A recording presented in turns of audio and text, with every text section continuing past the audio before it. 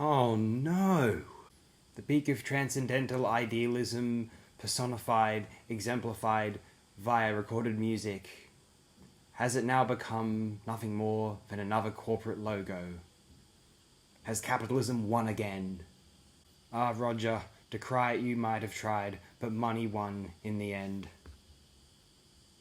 And after all, we're all just ordinary men. What can we do? No one is afraid or hesitant to praise Pink Floyd, although somehow praising the Dark Side of the Moon can feel a bit like a broken record.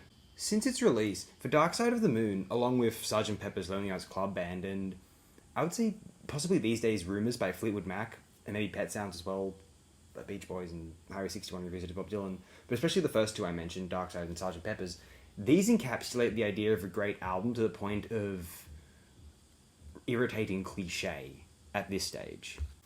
It can be assumed that there is almost ubiquitous proof that the Dark Side of the Moon lacks the power that people claimed it to have in 1973. Let me play devil's advocate here for a moment. In 1973, everyone hearing Dark Side of the Moon claimed it had a power, unique to the listeners. It was almost like a generational moment. Nowadays, anyone can listen to it on their computer via the internet, via a streaming service, and they also want to feel what the legendary album has in store for them, and it just becomes almost a rite of passage, especially if one tends to think of themselves as countercultural or in tune with the psychedelic lifestyle in one way or another. Whatever psychedelic lifestyle means, I'm not making any claims to what that might be. A symbol of rock music's most triumphant era, the late 1960s to early 1970s, and also a symbol of tired, worn countercultures, pseudo-hippie cliches, to some. But what do I think? I mean, that's not wholly relevant, yet. To wave the banner of Pink Floyd's The Dark Side of the Moon is to wave the banner of an attempt at raised consciousness, an attempt at, exploring the interior, something cerebral, and an attempt at something transcendental. Or, more cynically, I might be smarter than the average person. Or it might indicate, wearing a t-shirt of The Dark Side of the Moon's album art, that they just really appreciate the album. Why not another Pink Floyd album? Why not another classic progressive rock album? Why not another great eclectic album that may or may not have been featured on that list from Nurse with Wound? Because most people don't look for new music on YouTube, and most people don't know what Soulseek is. That's why. There, done. Let's never ask that question ever again. We can chastise them for that, but most people don't really care about looking for music. They just hear something that they like, and they're happy to just go about their day. That's it. And that's fine, really. So if one wants to put The Dark Side of the Moon near the top of their favourite album list, one had better have a hell of a lot of esoteric stuff around it in order to appear, well, truly exploratory in your disposition. The Dark Side of the Moon's popularity, despite its intent, would prove that listening to and appreciating The Dark Side of the Moon in and of itself would not be enough. Because so many people bought it, listened to it, and claimed it was brilliant and amazing, especially with, Altered States or whatever. It just became so common that, the phenomenon of wearing a Dark Side of the Moon shirt to appear smarter than everyone else turned into tarnishing those who wear Dark Side of the Moon shirts in order to appear smarter than everyone else. It will never end, and now I'm tarnishing those people in order to be smarter than them. I'm not even free of it. I'm as guilty of this as anyone, probably. It's horrifying. What are we gonna do? I've always been mad. I know I've been mad. So let's just listen to the damn thing and assess it. Let's pretend it's not. Let's pretend it's like your next door neighbor knocks at your door. It's like, hey, I just recorded this album. Do you want to be the first person to listen to it? This is how we assess the album. Okay? Well, speak to me / breathe. You may as well count the first two tracks as one track. Everyone else does.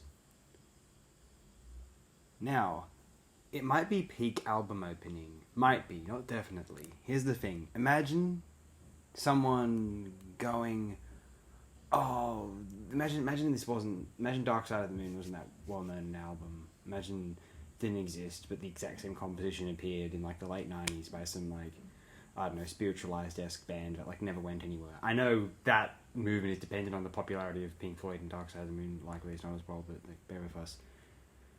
If one of those albums had an intro like Speak to Me, Breathe, but was like kind of this unsung album, there'd be people coming out of the woodworks, you know, in the years since its release going, oh, this unknown, underrated album is the best album intro ever. So that's how I feel about Speak to Me, Breathe. It's really, really good, and the only reason we can effectively deny that is just by being tired of its prominence in the world of music criticism. On the Run is sweet as. Can't deny that, can we? Time is a known classic. Great Gig in the Sky is a classic too. And a meme. Money is money. Let's talk about this. Classic rock radio, or I guess rock radio back in the day. This album is selling so much, this album's so popular, this album's so revered and legendary, they have to play a track off of it. Money's the most accessible. But it's also one of these things where it's like, it's such a lowest... I think it works relatively well on the album. I have a good friend who thinks it sticks out like a sore thumb. I'm one of two minds about it. On the one hand, it demonstrates the band and the album's versatility, and how it can go through several different styles over the course of this one epic suite. That's impressive to me. But on the other hand, all of the other tracks on the album fall into this art rock / progressive rock / psychedelic rock paradigm, and Money does not. Even the solos, there's the sax going on, there's kind of this blues sax playing, and I mean, the song itself, it's this kind of this, it's like this bad vocal jazz thing. Money, get back, I'm all right, it's like, that's not rock music. Like, you can't say this is one of the greatest rock songs of all time, because it's not a rock song, it's a kind of crummy wannabe jazz number by a hack jazz artist. Like, this is not, you know what I mean, like someone who's trying to break into jazz but is a hack. I have immense respect for jazz. Jazz, other than electronic music, is the greatest bracket of music, in my opinion. Jazz is the greatest bracket of acoustic music, I would say, pre-electronic. That's not to include distortion in, you know, rock music and or things like that. Pop, whatever. And this is just so lowest common denominator. Like, people who want to get into old rock songs, they're like, or want to like have cred for being into old rock songs, being into Pink Floyd. It's just a little smarter than your AC/DC and your Guns N' Roses and what have you. And so they're like, oh yeah, Pink Floyd, yeah, Money, you know, goes do do do do do do do. That's catchy, you know. And it's for Triple M listeners, you know. But no, seriously, we don't have to pretend it's a better song than it is. End of story, right? Us and Them happens to be my favorite cut on the album. A gorgeous track. It makes me think of I'm having a dream when I'm 6 or 7 years old, and I'm observing this fancy, you know, dinner party happening in another room with large open windows. All the adults are there. It's elegant, and Us and Them is the kind of music playing, and it's playing in there, and the speaker system has such clarity that it's reverberating, and I can hear it just being outside the room. It's almost as though the music is transparent as the image behind the glass. That's very specific, I apologise. Any colour you like. Very positive about this track also. Just every track on this album. Even Money is very good, don't get me wrong. It's just, I feel like it's overemphasised in the context of this track list. Brain Damage is quite classic. Then Eclipse. Eclipse makes me think... Eclipse is really good.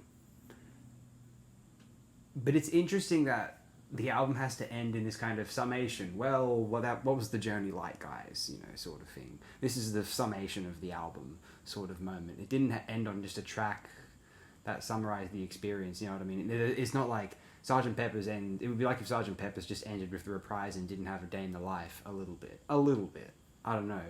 Or if, you know, Revolver has a Tomorrow Never Knows. You know, just Beatles examples are just easy to illustrate. Led Zeppelin 4 has it When the Levee Breaks. And then Dark Side of the Moon has just this, I don't know, kind of return to the start, in a way. And that's... It's interesting. It's you know, it's kind of satisfying in the context of a listen, but I don't know if it's the most creative thing one could have done. That's all I'm saying. And here's what bugs me further about it, actually. I hate to say this. I really do.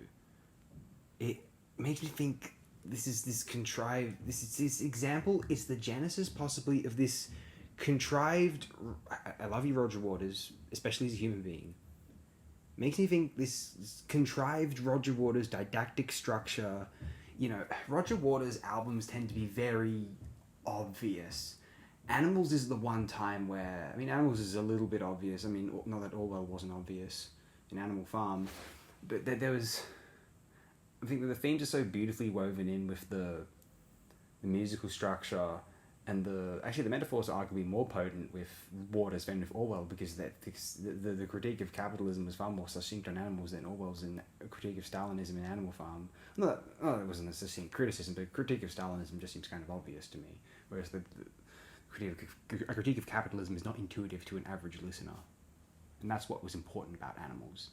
Anyway, Animals is my favourite Pink Floyd album, but like, we're not going to go there today. But then you take something like The Wall and the continued appraisal of The Wall, and what Waters taking The Wall out everywhere. I know that's just to fund, you know, good causes around the world, to be fair, and The Wall's the surest way of Roger Waters making money, obviously. But I think Waters clearly believes in the power of The Wall. He talks about his three masterpieces being Dark Side of the Moon, The Wall, and Amused to Death. Amused to Death is very brilliant. We'll get to that. The Wall is not one of my favourite Pink Floyd albums. I don't know if I even love that album, but I like it quite a bit. It's so didactic and obvious and inane, and it's just the same... It's you know, it's the same album as... It's just like a nuded version of The Lamb Lies Down on Broadway, or even Quadrophenia. And it's so obvious. I don't know, like, it's just... Oh, the rise, and he's losing his mind gradually. It's just like, it's a psychodrama for the Triple M listeners. I don't know, man. Maybe I ought to be giving that. Maybe that's... But it's giving them such low-tier stuff, you know. It's setting the ceiling so low. I don't know, man. And Waters' entire solo career has been very didactic protest songs, more or less. It was woven into a phenomenal concept album on Amused to Death. The production on that thing is godly.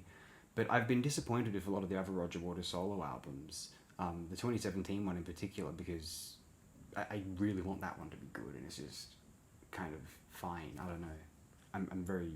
I feel like I'm less of a person for not appreciating the Roger Waters albums as much, because I admire his activism quite a lot. Just unfortunate that his albums, the albums that he has the most creative control over, tend to be high school tier, analyze me texts. Maybe Waters thinks Tommy was actually better than it was. Profound and not contrived, but I don't know. I have problems with Tommy, which I appreciate Tommy, but I'm not going to... You know, it's such a contrived, kind of rote, obvious thing, and it was almost like, you know, it was meant to be the apex of this kind of 60s moment, this boomer moment, and it ended up being, you know, rather than being the great moment of rock music's triumph, it was like, for rock music, it's like it decided rock music needed to elevate itself and be a libretto and confer itself to, like, you know, classical and traditional forms of music. It's like the least rock music thing he could have done. I mean, I like Tommy a lot, but, like, you know, let's be real. And it's kind of contrived. It's almost, I feel like Waters likes contrived things a bit too much. I know I guess his whole common person, man of the people, proletariat thing, that's fair enough, but maybe I'm just asking for too much. Again, I didn't say, like, I felt fantastic for having critiques of Waters' music, or any Pink Floyd, frankly, at any point. But what a track list. And what an immense progressive rock experience. Hey, here's an interesting thing to get into. Here's a discussion that's worth having. Pink Floyd is progressive rock. Obviously, they begin before the progressive rock boom begins outright, with the emergence of King Crimson in 69, and then subsequently Emerson, Lake and Palmer in 70. You get bands like Yes changing their sound, Yes and Genesis changing their sound to accommodate the ELP sound. That's what it comes across as to me. Yes on the Yes album, but especially Fragile, when Wakeman comes into the mix to be their Keith Emerson, and Genesis on Nursery Crime, when everything kind of comes together with Steve and Phil. Of course, you have acts like Gentle Giant as well. Van de Graaff Generator are very important. But Pink Floyd were a psychedelic rock band. With Barrett, they were composing these pop tunes, ditties, And then by the time we got to Barrett's departure, Saucerful of Secrets hinted at a direction of these extensive instrumental psych jams with a bit of philosophical lyricism in between them, kind of art rocky. Gummer and Adam Hart Mother share this jam approach. Metal was a little more on the psych folk side, kind of contemplative lyrics rather than Barrett's bubbly fairy tales and kind of, lovey-dovey ditties. You have these experiments with this form more so, but again, a more kind of somber, solemn, post-psychedelia, kind of coming down sound on Obscured by Clouds. Like, it was still aware of the trip and the kind of majesty of the universe, but there was a kind of stoicism to Obscured by Clouds. Dark Side of the Moon is when Pink Floyd start to sound like a progressive rock band. I suspect they were listening to the likes of Yes, they were listening to the likes of ELP, and they wanted to compose something which had a degree of continuity throughout the experience, and show off their chops as musicians, which they certainly had. And the kind of the jams, the kind of freak out sessions which they were known for live and to replicate to some degree on the album, there was a lack of, until Echoes, of course. Echoes is the great progressive rock Pink Floyd experiment early on, but until I think they wanted to do more of this, because until Echoes, the Pink Floyd songwriting without Barrett tends to be very, in this long form context, it's not precise. It's not. I don't get the impression that they know their music theory as well as Yes or ELP or Frank Zappa and the Mothers, or any number of fusion acts that are emerging around the early 70s. And sometimes there is a contention, if you claim Pink Floyd is one of the progressive rock fans, the prog nerds, and I mean that affectionately, by the way, come out and say that Pink Floyd were not a progressive rock band. I wish they would cite what they considered them to be instead, whether it be psychedelic rock or art rock. If not progressive rock, they're that, because that would make sense to me. But it seems quite adamant, like, if it's not prog, it's not progressive rock unless it's ripping off ELP's first album. You could argue King Crimson isn't prog in this respect, if you want to go down this line of thinking. But I think Dark Side of the Moon, Wish You Were Here, and Animals, if Pink Floyd were a band that just emerged out of nowhere and that didn't have any albums prior to Dark Side of the Moon, I don't think, even prior to metal, I don't think there would be any contention of calling them a progressive rock band. I don't know where this comes from, to be honest. I mean, I don't know why. I mean, I don't know, maybe I'm not being orthodox enough about this. I'm not trying to be sarcastic here even. Do let me know in the comments if you disagree, aggressively or politely. I don't mind. And I do think it's one of the greatest progressive rock suites of all time. It floors me. If I'd heard it for the first time and I had listened to all of the music I'd listened to up to this point, I know that's an inexplicable, kind of paradoxical hypothetical, but bear with me, I would be immensely impressed if it, wonder where it had been all my life, wonder why more people don't know about it, and listen to it another 20 times within the span of the next 3 to 4 weeks. This is kind of paradoxical, hypothetical. The album was probably formative enough upon me that it figured a lot of the music I listened to, that if I had heard Dark Side of the Moon later, I would be into it. There's no way of really saying for sure. All I know now is that in a very lie detector mode, if I was in the lie detector machine from Conquest of the Planet of the Apes and you played me Dark Side of the Moon, my description of what I'm enjoying about it, I don't think would be very dissimilar to the attempt I've made to summarize and analyze why I appreciate the album with these recordings here. It's a cliche, but I might argue it's the most understandable and justifiable cliche in popular music culture. And I also think that when you forget about the cliche factor, it's just undeniably, at least certainly in my experience, one of the most absorbing and fascinating journeys in the LP format, even if you're not listening to it in the vinyl LP format as it was intended. The next time you see some kid wearing a Dark Side of the Moon shirt, don't laugh at him internally for being a, casual tier, or obsessed with a starter pack album or whatever you think in your mind. Oh, no one knows what I'm really thinking and how much better I think I am than everyone else. Think about how much you might envy only being familiar with the Dark Side of the Moon, within the last 2 years of memories in your life. Wasn't that a fun, interesting experience? You're never going to get that again. Let them relish in it while they can. So maybe I'm hypocritical for ragging on the Triple M listeners who are enjoying money. I was doing that earlier. I'll take that back just for the sake of it. Why not? It's a fine enough song. If any old tired cliche might inspire people to think of new ideas or explore what new possibilities they are capable of within the musical landscape, and eschew orthodoxy and traditionalism in favor of expanding one's imaginative repertoire, what better case study do we have? What better opportunity does a listener have than with Pink Floyd's The Dark Side of the Moon? Don't take it for granted, but never stop listening to new music recorded prior to the current year or recorded in the current year. Never stop doing either.